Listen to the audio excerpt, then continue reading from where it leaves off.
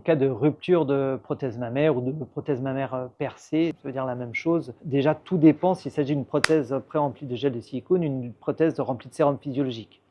Prothèse remplie de sérum physiologique, la prothèse va dégonfler. Il n'y a aucune obligation ou d'urgence à retirer l'enveloppe qui reste. Souvent, effectivement, il y a une asymétrie mammaire, donc on ne laisse pas la patiente comme ça, et puis la patiente, de toute façon, est décidée pour changer la prothèse, mais voilà, c'est à la demande de la patiente.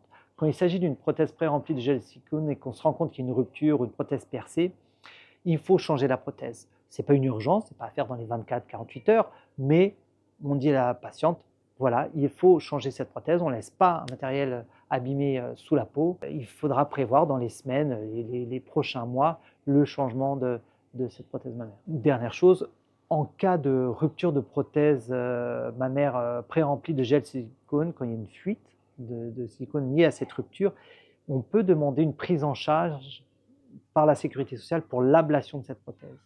La sécurité sociale ne prendra pas en charge le remplacement, le changement de la prothèse, mais si la patiente dit « moi je veux juste enlever la prothèse parce qu'elle est rompue et puis je veux plus de prothèse », on peut à ce moment-là faire une demande de prise en charge à la sécurité sociale qui en général accepte le retrait des prothèses mammaires.